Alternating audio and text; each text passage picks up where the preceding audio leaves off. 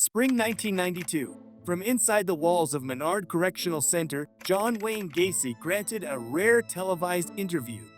Calm, dismissive, and oddly composed, Gacy addressed the camera with unwavering confidence. "They paint the image that I was this monster who picked up altar boys and swatted at my flies," he said sarcastically. I said, "This is ludicrous." It had been 13 years since his conviction for the murders of 33 young men and boys between 1972 and 1978. And yet, Gacy, then 51 years old and facing imminent execution, continued to deny his guilt. "If people don't want to know the truth, fine, then go ahead and kill me," he said. "But vengeance is mine, saith the Lord, because you will have executed somebody that didn't commit the crime." But the evidence told a much darker story, one that began to unfold in December of 1978, when a 15-year-old boy named Robert Peast vanished without a trace. The disappearance of Rob Peast. December 11, 1978. Rob Peast was a sophomore in high school and worked part-time at a pharmacy in the Chicago suburb of Des Plaines. After his shift, he told his mother he was going to meet a man about a potential job in construction. He never returned home. His worried parents reported him missing. At the time, Terry Sullivan headed the state's attorney's office. One officer came in and said, "Terry, this family came in last night. Something doesn't add up. I don't think he's a runaway." And that officer was right. Rob Peast was an honor student who wanted to be an astronaut, not the kind of kid to disappear willingly. Police soon learned that Rob had gone to meet a local contractor named John Wayne Gacy. When brought in for questioning, Gacy denied knowing the boy. But the lie didn't hold up for long. The investigation begins. Police started tailing Gacy around the clock. David Hockmeister, a father of 3 and a seasoned detective, was one of the officers assigned to the surveillance team. "We knew this could be a homicide," he recalled. "We had to keep our eyes on him." Gacy, however, proved difficult to follow. He drove erratically, sometimes over 60 miles per hour through residential neighborhoods, and shifted from overly friendly to confrontational in an instant. At times, he invited the officers inside his home for drinks, treating them like old friends. Other times, he accused them of harassment. Then came the first major break. Officers obtained a search warrant for Gacy's home, justified by his 1968 conviction in Iowa for sexually assaulting a teenage boy. During the initial search, police found a photo receipt from the very pharmacy where Rob Peast had worked, proof that Rob had been inside Gacy's house. They also discovered something else, a high school class ring belonging to another missing teen, John Zick. As investigators dug deeper, more young names surfaced. Gregory Godzik, John Butkovich, both teenage boys who had worked for Gacy and vanished without a trace. Uncovering the horror. The final piece fell into place when investigators interviewed some of Gacy's employees. Several recalled being asked to dig trenches beneath the house for plumbing work. One detective, who had used the bathroom during a visit, suddenly remembered the overpowering smell that drifted up from the crawl space. Based on the mounting evidence, authorities secured a second search warrant. On December 20, 1978, they followed Gacy to his lawyer's office. "We were sure a confession was coming," said Hockmeister. The attorneys were visibly nervous. That night, while police prepared for the second search, Gacy roamed the city on what seemed to be a suicide tour, stopping to say goodbye to friends and handing out pills. Officers arrested him at a gas station under the pretense of a drug violation. Hours later, a search team entered the crawl space. Within minutes, they found a human bone. Gacy, who had been taken to the hospital complaining of chest pains, looked Detective Hockmeister in the eye when he got the news. "Dave," he said calmly, "I'm ready to clear the air." The confession. What followed was a chilling confession. Gacy calmly detailed the murders of over 30 boys. He spoke of his first kill, a stabbing that left too much of a mess, prompting him to switch to strangulation. He described sexually assaulting his victims, then killing them with a rope trick he called the handcuff trick. He admitted to burying most of the bodies beneath his house, others in the garage. When he ran out of space, he dumped the rest into the Des Plaines River. There was no remorse. Over the next several days, police unearthed body after body from the crawl space.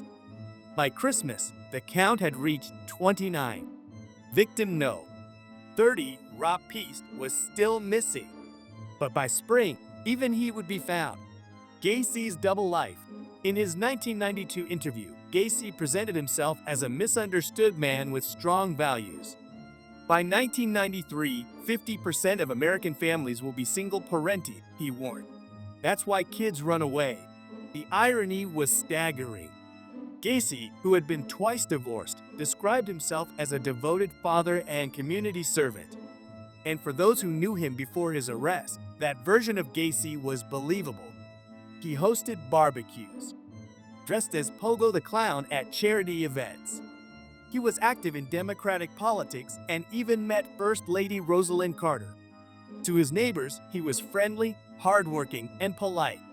But behind the mask of the clown lived a monster. The trial. On February 6, 1980, John Wayne Gacy's trial began. Due to extensive media coverage, the jury was selected from Rockford, Illinois, and bus to Chicago. The defense pleaded insanity. The prosecution called Gacy evil. Prosecutor William Kunkel displayed photographs of the victims on what he called the Gallery of Grief. He argued that Gacy's crimes were cold, calculated, and premeditated. The defense called psychiatric experts who described Gacy as a man with borderline personality disorder and paranoid schizophrenia. But the jury saw a composed, calculating man who had buried bodies in trenches he planned in advance. After just one vote, the jury unanimously found him guilty of all 33 murders. The next day, they sentenced him to death. Life on death row. In prison, Gacy found comfort in routine. He painted portraits, especially of clowns and Christ, and maintained a detailed daily log of his activities. He even served as an altar boy during Catholic services. Ironically, he seemed at peace. He had order in prison, said Karen Conti, one of his appellate attorneys. In the outside world, he had options, kill or not kill. In prison, that choice was gone. Despite endless appeals and multiple legal strategies, each one was denied. Gacy maintained he hadn't committed the murders, claiming that former employees had access to his home and the crawl space. But no one believed him. On May 10, 1994, after 14 years on death row, John Wayne Gacy was executed by lethal injection. He was 52 years old. His final moments were witnessed by family members of his victims and state officials. Gacy was pronounced dead at 12:58 a.m. To some, it wasn't enough.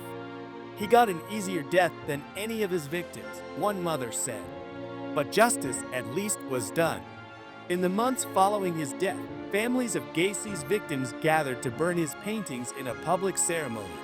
It was a symbolic act, destroying the images created by the man who had taken their children away. Gacy's victims weren't nameless runaways or street kids. Many were honor students, sons from loving homes: Johnny Butkovich, Gregory Godzik, Daryl Sampson, Randall Reffett, John Zick, William Carroll, and Robert Gilroy, to name just a few. Body number 13 was Johnny Mowry, a former Marine whose mother, Dolores, tirelessly searched for him. If they had listened to us, they could have saved so many lives, she said. Gacy had tricked the boys using a badge and spotlights, pretending to be a cop. Once they were inside his car, it was too late. The handcuff trick came next, followed by strangulation.